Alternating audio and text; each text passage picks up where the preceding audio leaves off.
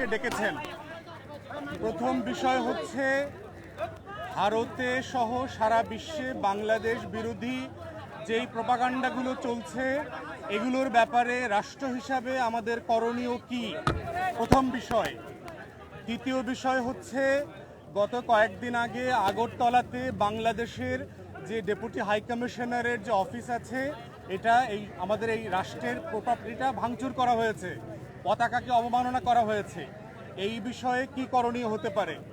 আর third হচ্ছে বাংলাদেশে সংখ্যালঘু নির্যাতন নিয়ে যেই গল্প এবং উপন্যাস সারা দুনিয়াতে চলছে সেই বিষয়ে আপনারা কি মত দেবেন, আমাদের করা দরকার।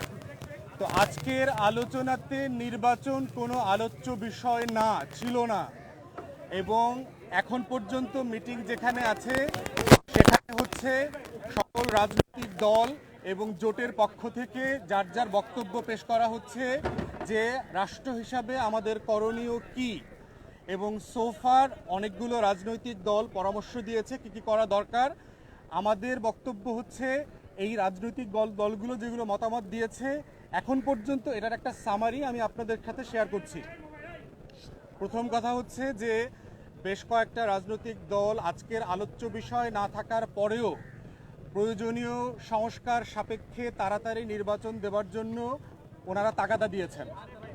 দ্বিতীয় একটা বক্তব্য এসছে স্বরাষ্ট্র মন্ত্রণালয় এবং অন্যান্য বিষয় নিয়ে তারা বোধ করছেন যে সেবার একটা ঘাটতি সারা দেশে পরিলক্ষিত হচ্ছে, সেক্ষেত্রে সরকার কি ব্যবস্থা নেবে, কিভাবে কাজ করবে। তৃতীয়ত একটা বক্তব্য এসছে, পরামর্শ এসছে যে সকল রাজনৈতিক দল যারা কথা বলেছেন ফ্যাসিবাদ বিরোধী আন্দোলন সবাইকে, রাষ্ট্রকে এবং সরকারকে আশ্বস্ত করেছেন যে বাংলাদেশের স্বাধীনতার প্রশ্নে, সার্বভৌমত্বের প্রশ্নে এবং জাতীয় স্বার্থের প্রশ্নে আমরা সবাই আপনাদের পিছনে আছি, আপনাদের সিদ্ধান্ত এবং এই লড়াইয়ের সাথে আমরা অংশীদার। এইটা হচ্ছে সোফার যে আলোচনাটা হয়েছে, যে কয়টা রাজনৈতিক দল কথা বলেছেন সেটার একটা জিস্ট। একজন সাবেক মিলিটারি অফিসার যিনি একটা দলেরও প্রধান, তিনি বলেছেন যে ভারতের সাথে এই সম্পর্কের জায়গাটাকে উস্কানি এবং উদ্বেগের জায়গা থেকে কিভাবে একটা ভারসাম্যের জায়গায় নিয়ে আসা যায় সেটার জন্য আমরা যেন কাজ করি।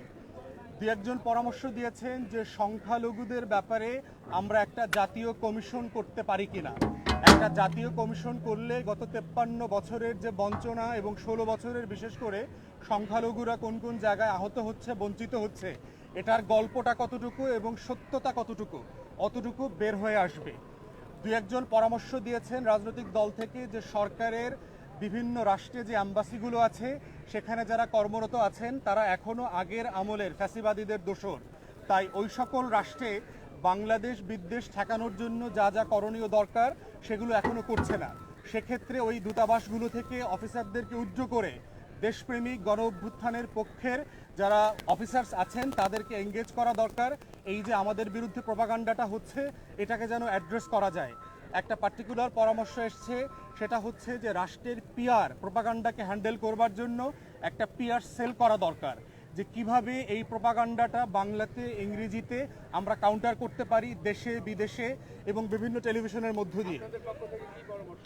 আমাদের দল এখনো কথা বলে নাই, তো আমরা অন্যান্য দল যারা কথা বলেছেন তাদের এই সামারিটুকু আপনাদের সাথে শেয়ার করছি। মিটিং এখনো চলমান, এখন নামাজের বিরতি হবার কথা, এরপরে মিটিং আরো চলবে। প্রধান উপদেষ্টা ওনার ব্রিফিংয়ে বলেছেন যে বাংলাদেশ রাষ্ট্রে গণ অভ্যুত্থানের জায়গা থেকে আমরা সামনে এগোবার কথা ছিল, কিন্তু একটা মহল আমাদেরকে আবার গণ অভ্যুত্থানের আগের জায়গার সেই ফ্যাসিবাদী জায়গাতে ফিরিয়ে দিতে চায়, নিয়ে যেতে চায়। আমাদের মতো একটা উদার প্রোগ্রেসিভ যারা লিডারশিপে আছেন তাদেরকেও তারা হিন্দু বিদ্বেষী, হিন্দুদের শত্রু, ইসলামিস্ট একটা রাষ্ট্র পরিণত হয়েছে, জঙ্গি, এই প্রচারণাগুলো করেছেন। তো সেই সকল রাজনৈতিক দলগুলোকে আহ্বান করেছেন আপনারা পরামর্শ দেন সবাইকে সাথে নিয়ে আমরা কিভাবে এই সিচুয়েশনটাকে কাউন্টার করতে পারি। এই হচ্ছে আলোচনার জিস্ট। সবাইকে ধন্যবাদ।